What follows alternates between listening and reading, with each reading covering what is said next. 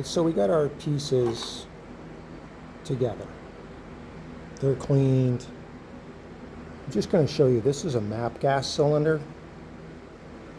They're yellow. And MAP gas burns a little bit hotter than propane. And I didn't buy this for any specific reason. And actually, they were having a deal at Ace. And I bought it a couple years ago. But it came with this auto lighting torch, which is pretty nice. Adjust the flame down, low, real low. Okay. And when you get your finger off of the trigger, she shuts off and then has a lock. Now, they don't pay me, okay? I'm just showing you that. I'm sure other companies make these gizmos, but this is what we're going to use today to put these pipes together. This is another, this is our solder, right? It's a small amount. It comes like that. Supposedly it's no corrode. In the old days it had corrosive solder. It's like an acid. I don't know what they make this stuff out of. I don't think there's any ingredients on the back that I'm going to be able to read, just because I can't see. But actually it does. I can read that. General purpose soldering flux. We should know that, okay? Used with that type of solder. And then it gives you another language, which I definitely don't read. So what do we need this for? Well, you got to smear this on your joint, both sides of your joint. I'm going to do that right now. This way you guys can follow along, and anybody can do this. So I'm not trying to show you that I know how to do something. I could care less. I'm just showing you guys that if I can do it, you can do it. For those of you that watch my channel, you know that I don't have luxury tools. Lifelong mechanical knowledge here, and just get the job done. But nothing's a hack. So today we're on little short strings, and we need to spread some flux, but I'm not sticking my finger in that thing, so hang on. And I found just the thing, just a small piece of scrap wood. You're going to be all brave now. You're going to get yourself in there. Well, that's a lot. Okay, we don't need that much. Just rotate that fitting. Get that crapola in there and spread it around. The excess will just come out with the heat. The solder will force it out of the joint. Don't worry about it. Don't listen to no. You cannot put too much stuff on there. You want a liberal amount, because when this sucks out of the joint, the solder's gonna start going in. It's gonna push it out. Capillary action is gonna take place, and you want to coat that right to that shoulder, down in there. Okay. Coat this side here too. I mean, yeah, you could push them together and spin them, but what's it going to hurt, right? Well, it's just going to run out, like I said.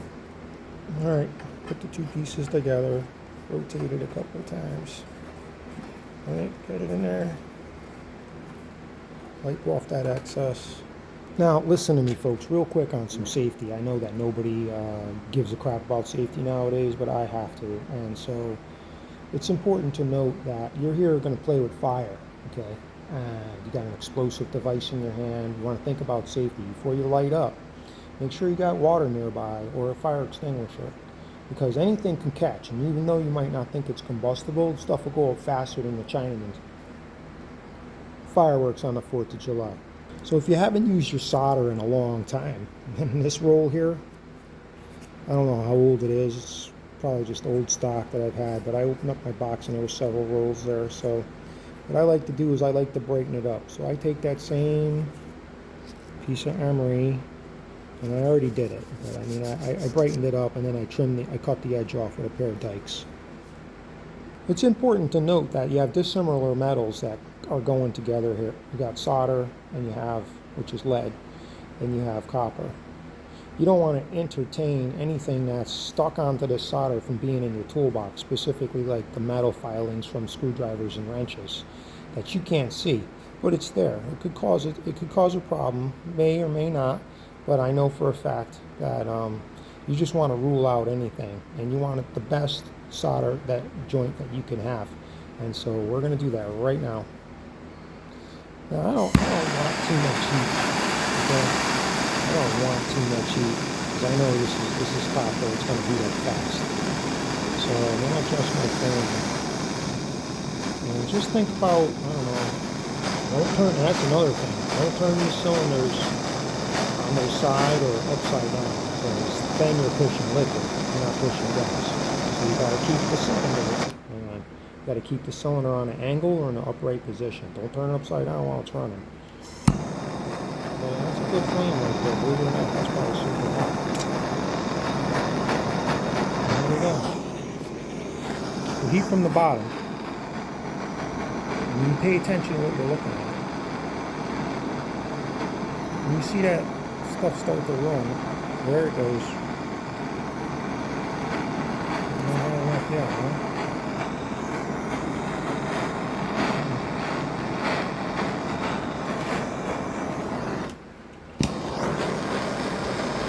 Look from the side. There we go.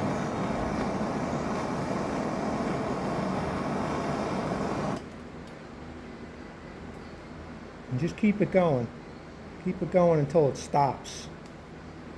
You're like, oh, that's crazy. No, not crazy, man. You want to make sure that thing's full. I don't care if it looks nasty on the bottom. It's going in the wall. But I know it's going in the wall for the next 40 years. It's not going to leak in two weeks, or it's not going to leak when I test it. And that, if we look in there, you can see right down into that shoulder. Oh, that copper. Let's see if we can get a good shot. Come on, man. Pick it up.